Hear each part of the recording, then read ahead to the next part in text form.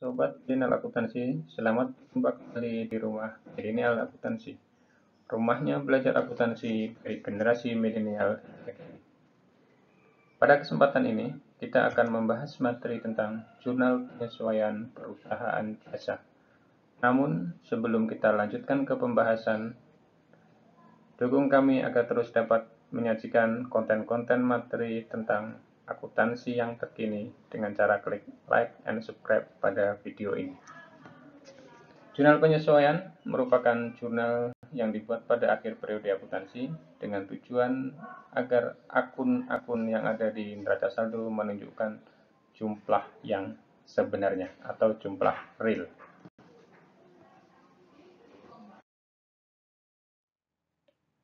Yang mendasari adanya jurnal penyesuaian atau diperlukannya jurnal penyesuaian adalah yang pertama, adanya basis pencatatan kas basis, di mana pada pencatatan kas basis ini beban atau pendapatan ataupun transaksi lainnya diakui pada saat terjadinya pembayaran atau penerimaan kas dan pada saat terjadinya pendapatan atau beban tersebut. Kemudian yang kedua, adanya basis pencatatan akrual basis, di mana pada basis akrual basis ini pendapatan atau beban atau transaksi lainnya diakui pada saat terjadinya pendapatan atau beban tersebut, bukan pada saat pembayaran berdasarkan pengeluaran atau penerimaan kas. Sehingga dari kedua basis pencatatan inilah pada akhir periode akuntansi diperlukan yang namanya penyesuaian atau lebih dikenal dengan nama jurnal penyesuaian. Sobat milenial, yang perlu dilakukan penyesuaian di akhir periode akuntansi adalah yang pertama, beban dibayar di muka. Ada kalanya perusahaan itu membayar beban tapi untuk masa jangka panjang, bukan untuk satu periode saja. Sebagai contoh adalah pembayaran beban sewa. Biasanya perusahaan akan membayar biaya sewa, contoh sewa ruko sebagai tempat usaha, dalam jangka waktu 2 atau 3 tahun. Jadi untuk yang periode-periode berikutnya itu belum menjadi beban. Maka pada saat pembayaran dapat diakui sebagai beban dibayar. Kemudian yang kedua, pendapatan diterima di muka, di mana pendapatan di sini sudah diakui terlebih dahulu sebelum pekerjaan itu dilakukan. Sudah menerima pendapatan belum bekerja. Itulah namanya pendapatan diterima di muka. Kemudian yang ketiga, beban yang masih harus dibayar. Beban yang masih harus dibayar ini biasanya akan terjadi pada akhir-akhir periode. Seperti contoh beban gaji karyawan. Ada perusahaan yang menetapkan gaji karyawan itu akan dibayar tanggal 5 bulan berikutnya. Sehingga pada bulan yang bersangkutan atau bulan berjalan, statusnya masih sebagai beban terutang. Selanjutnya adalah pendapatan yang masih harus diterima. Di sini, pendapatan yang masih harus diterima berbeda dengan pendapatan diterima di muka. Pendapatan yang masih harus diterima merupakan suatu pekerjaan yang telah terselesaikan, tapi belum dilakukan pembayaran, sehingga nanti akan muncul namanya piutang pendapatan atau piutang usaha. Selanjutnya yang perlu disesuaikan adalah pemakaian perlengkapan. Biasanya perusahaan itu akan membeli perlengkapan sebagai persediaan, akan tetapi pada akhir periode tidak semua perlengkapan itu terpakai. Artinya kita hanya akan menghitung berapa jumlah perlengkapan yang terpakai atau yang menjadi beban. Selanjutnya adalah penyusutan aset tetap. Apapun nama dan jenis aset yang dimiliki oleh perusahaan wajib untuk dilakukan penyusutan setiap bulannya. Perhitungan penyusutan tergantung metode penyusutan yang digunakan. Sobat milenial, nanti kita akan melihat bagaimana contoh penyesuaian dari 6 item ini. Selanjutnya, contoh yang pertama, penyesuaian beban dibayar di muka. Ada sebuah transaksi, pada tanggal 1 April 2019, Tuan Patih membayar premi asuransi atas kendaraannya seharga 300.000 untuk masa 1 tahun, terhitung dari tanggal pembayaran tersebut. Diminta, 1. Buatlah jurnal pada saat pembayaran premi asuransi dengan pendekatan aset dan pendekatan beban.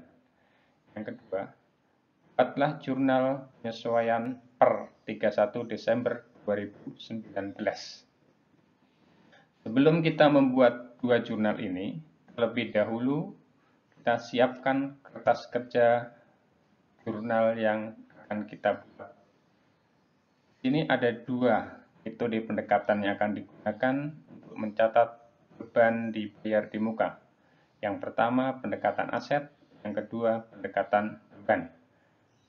Ini kolom yang pertama pendekatan aset, dan kolom yang sebelah kanan atau yang kedua pendekatan beban.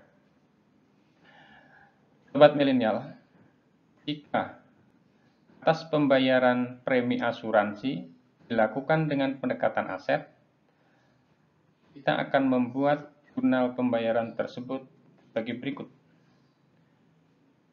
Asuransi dibayar di muka 300.000 debit dan kas di kredit 300.000. Sedangkan kalau kita mencatat dengan pendekatan beban, maka akan di jurnal sebagai berikut.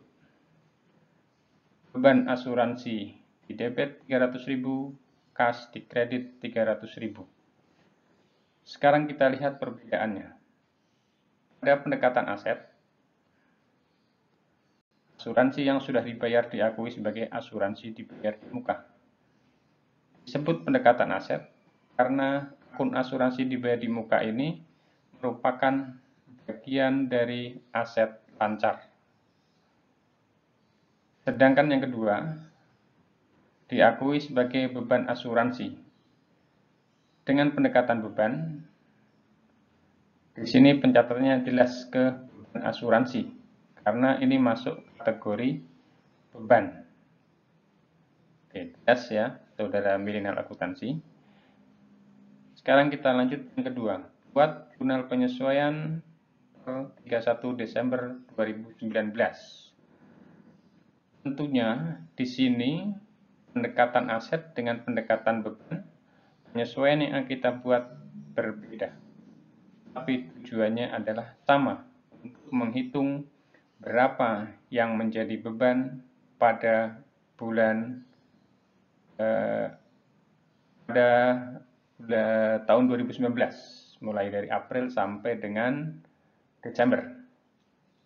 Yang pertama, jika penyesuaian dengan menggunakan pendekatan aset, maka jurnal yang dibuat adalah dengan cara mendebit beban asuransi sebesar 225.000 dan mengkredit asuransi dibayar di muka sebesar 225.000 rupiah. Perhitungannya adalah 9/12 kali 300.000. 9 ini merupakan 9 bulan, terhitung dari April sampai dengan Desember.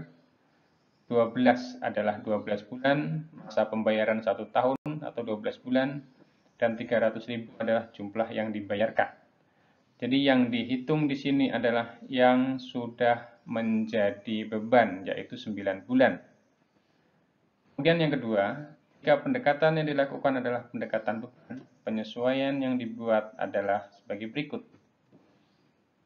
Mendebit asuransi dibayar di muka 75.000 dan mengkredit beban asuransi sebesar 75.000.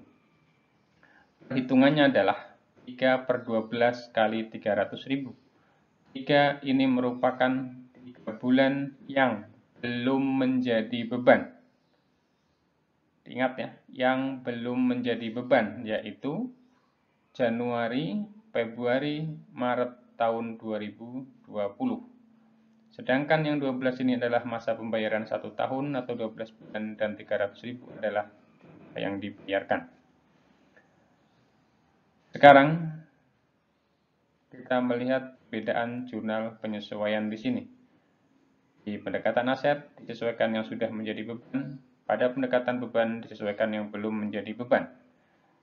Kalau kita hitung berapa saldo beban asuransi saat ini, karena memang tujuannya adalah untuk mengetahui atau untuk mengakui berapa yang menjadi beban asuransi di tahun 2019. Pada pendekatan aset, beban asuransi di sini jumlahnya 225.000 satu akun ya.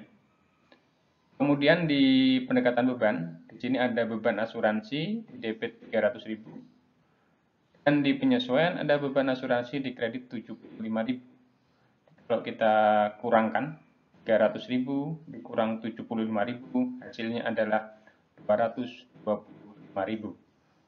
Jadi saldo beban asuransi antara pendekatan aset dan pendekatan beban adalah sama.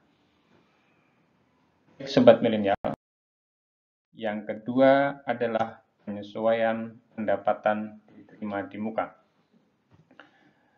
Sebuah contoh transaksi, pada tanggal 1 Desember 2019, cetakan Raffi Kasari menerima pembayaran atas order dari konsumen untuk mencetak modul bahan praktikum akuntansi sebanyak 1.000 eksemplar dengan harga 5.000 per eksemplar. Sampai dengan 31 Desember 2019, percetakan Raffi Kasari baru dapat menyelesaikan modul sebanyak 650 eksemplar. Minta pertama, buatlah jurnal pada saat penerimaan pembayaran dengan pendekatan utang dan pendekatan pendapatan. Yang kedua, buatlah jurnal penyesuaian per 31 Desember 2019. Sebelum kita melakukan jurnal ini, terlebih dahulu kita persiapkan kertas kerja, jurnal umum, dan jurnal penyesuaian. Dua metode pendekatan yang akan kita gunakan adalah pendekatan utang dan pendekatan pendapatan. Sebelah kiri pendekatan utang, yang sebelah kanan pendapatan.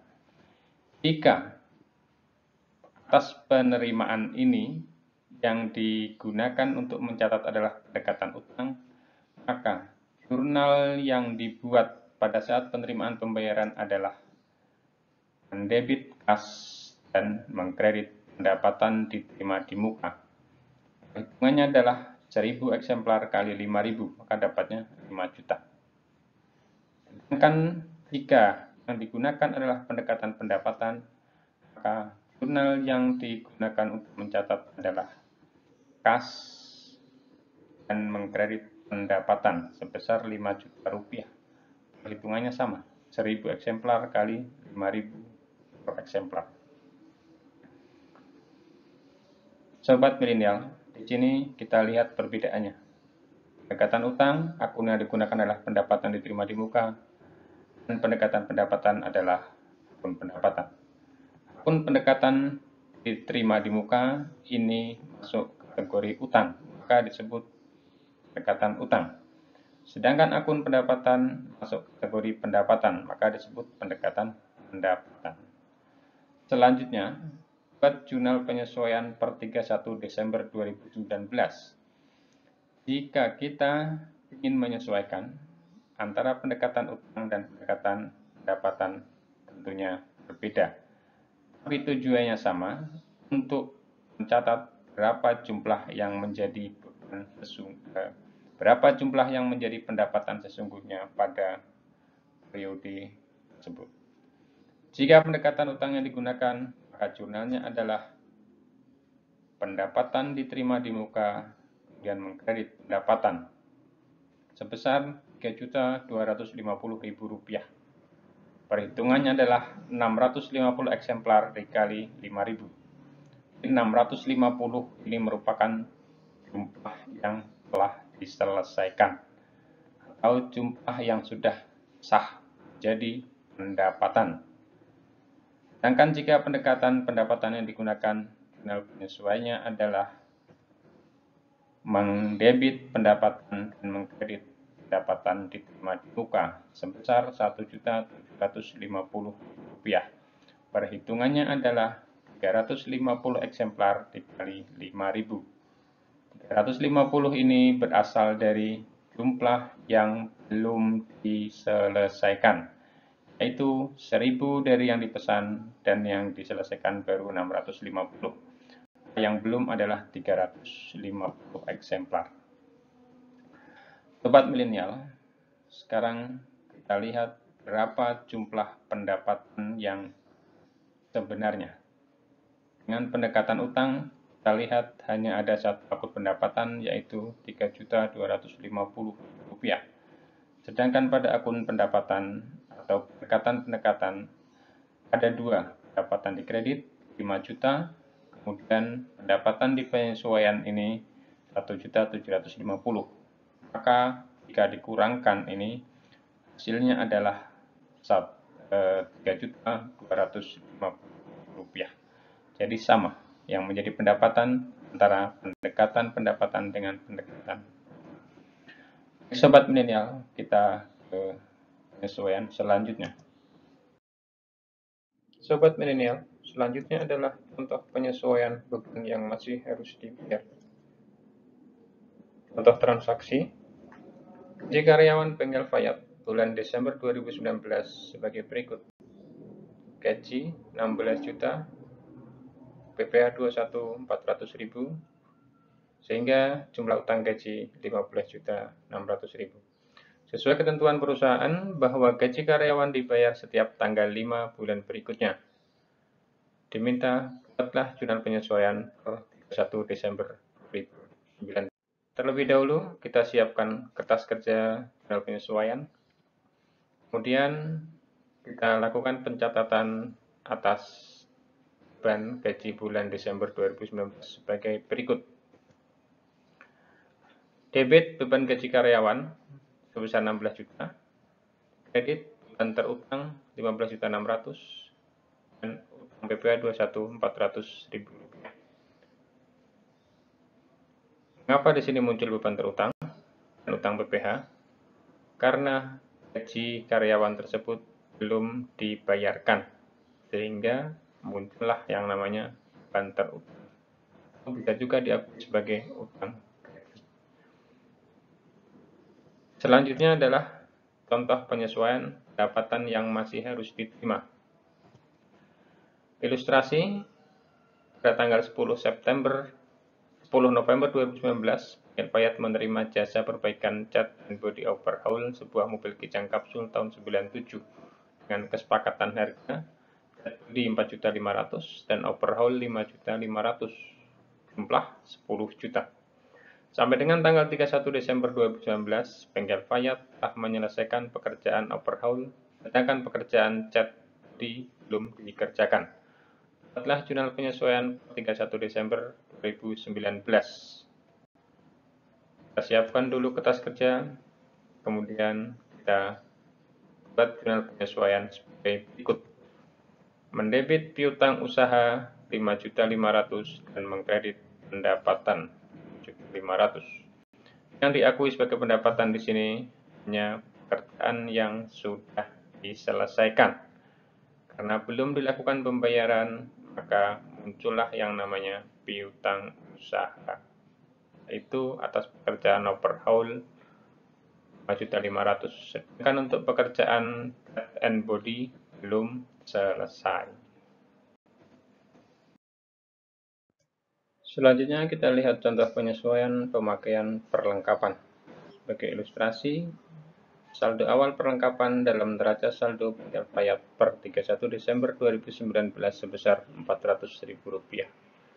Setelah dilakukan perhitungan fisik, atas perlengkapan yang ada berjumlah Rp100.000.